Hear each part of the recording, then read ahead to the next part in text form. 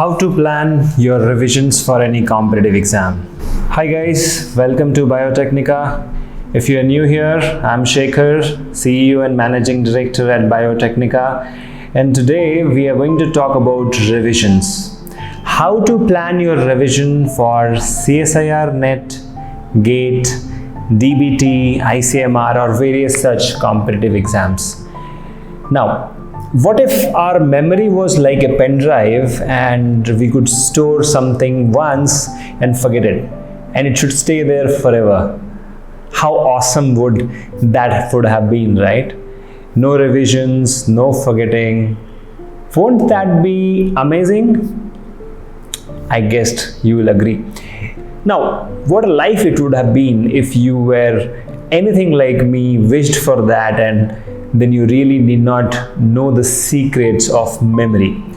But sadly, that's not the truth. We keep forgetting. So in this video, I will share the science of why we forget and what we can do to remember longer.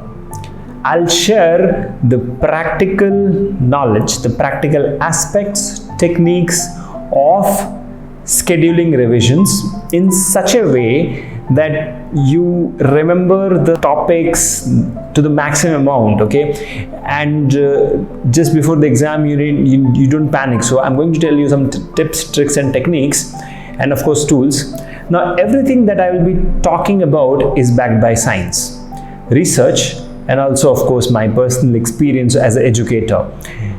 Now with all these techniques, we will be able to plan better and efficient revisions, okay? That's what will be the takeaway of this video. So generally we have all forgotten things. Like sometimes we leave a room to get something and we don't remember why exactly we left the room. You must have forgotten your bag on the bus, right? Or in the train. And very importantly, some of us have also forgotten their, birthdays or friend's birthday or marriage anniversary, right? So, except for most of the part, but yes, we all face consequences when we forget something, right? So, we get punished. So, especially when it comes to the last mistake, like forgetting your marriage anniversary is really lethal, right? So, don't we all wish we could remember things forever? I wish I could. But you see, memory erosion is real. Memory erosion is important for the survival. But in case of CSIR NET, GATE, ICMR, DBT or any such exam, it can be lethal too, isn't it? So there are techniques, okay? There are techniques and tools which I'll be talking about today. But let me start with the first and most important one, that is called as spaced repetition. Now, what we have learned about memory from various research by scientists is that we all know that memories are encoded the strongest when we are paying attention. For example, when you're watching this video, so you are paying attention, and when you're deeply engaged into learning, that is where the memory is encoded into your mind for long. So in the late 1880s, a German psychologist, his name was Hermann Ebbinghaus, he spent years memorizing random stuff, okay? So he was doing a research, so he randomly remembered stuff, and to study how memory works, he plotted the rate at which his memory fades over time, showing the rate of memory decay. So he called this graph the forgetting curve, okay? So if you look at the curve right now on your screen, you would notice that whenever you learn something new, okay, the amount of information which you retain rapidly decreases over a period of time. And you are left with only half of the information within the first day, okay? So whatever you study today, you'll forget it by the end of the day also, isn't it? Isn't that brutal? Correct? So that's how we maintain memory. That's how memory works. So that's where Ebbinghaus' second discovery comes, okay? To find out how exactly we can fix this problem. He said that the downward slope of forgetting curve can be flattened, okay? The downward slope can be flattened by repeating or revising the information at regular intervals. Now this is the principle which forms the foundation of learning methodology called as spaced repetition. Now you will say, sir, we have been doing this forever. No, you've been doing it wrong. I'm going to tell you the right way, where material is first learned. Okay, so first you have to learn, then review, and then re-review at regular intervals. This helps retain information longer. Let me give you a practical example. Suppose you do the first revision after one day. So suppose today you study, tomorrow you revise. Okay, or preferably the same day also you can revise. Now second revision within a week. Okay, third revision within 2 weeks, and fourth revision after a month. And after that you revise just before the exam or just few days before the test. You can also try another method which we call it as 1 day, 2 day, 1 week, 2 weeks, and 1 month, and after that 2 months. So we call this technique as 1-2-1-2 technique. Okay, so you can try any of these techniques. So see, your brain wants you to have a crisp memory. Okay, so it only remembers stuff that is important, okay, that it thinks it is necessary. But so whenever we learn something new, okay, it stores it in short-term memory.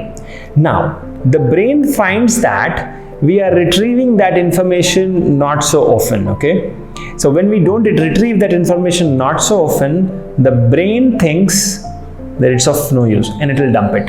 However, if we keep revising at regular intervals, the long-term memory, it is considered important now, okay, for the long-term memory. And if we don't retrieve it, the brain will dump it anyways. Okay, so we have to have a schedule where we follow the right format of revision. So if we keep retrieving information at proper intervals, we can move information from the temporary memory into a long-term memory. Now this is not rocket science. We have been doing this forever, since school, right? But the key to ideally space out the time between each revision such that you allow some amount of memory erosion will help you make it stronger. Okay, so it's just like exercise. What do we do in exercise? Okay, let's assume that memory is a muscle. Okay, so like just like any other muscle in your body, so to make it strong you need to work it out, you need to exercise it out. It will hurt a little, and then you have to allow some time to heal it, and then repeat the exercise. Okay, so that's what happens with the format which I told you earlier. Okay, now coming to the second technique. The second technique is called as flow chart technique for faster revisions and better retention. Now, for example, whenever you are preparing for the SANET exam, let's assume this exam, okay, so you are making notes. Now don't make notes in textual format, make it in a form of a flow chart or a pictorial format. Okay, if you cannot do that, you can always buy Biotecnica's Conceptica book, which also happens to be in a flow chart format. So what happens when you make flow charts? They are basically pictures, and your brain remembers pictures better. Okay, now this is scientifically proven that brain remembers pictures better. So when you open the notes, you are actually not reading text, you are looking at an image. So your revision can be faster and your brain will retain it better. Okay, now this information will get retained better for a longer period of time.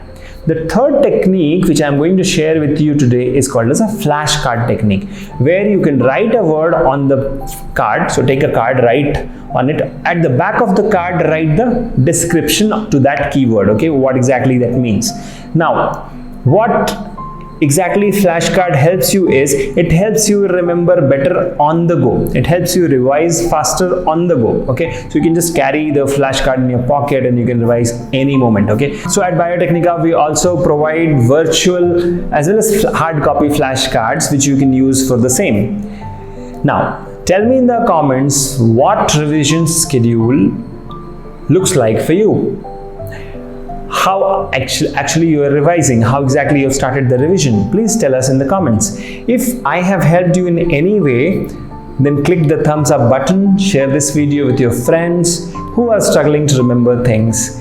Because if you have not already subscribed to the channel, please subscribe. Consider subscribing, because that way you don't miss out on the important updates from Biotecnika, and don't forget to press the bell icon, otherwise you won't get the notifications. So I'll be in touch with you now and then through the YouTube channel and of course Biotecnika Connect. See you in the next one. Till then, take care. Bye bye.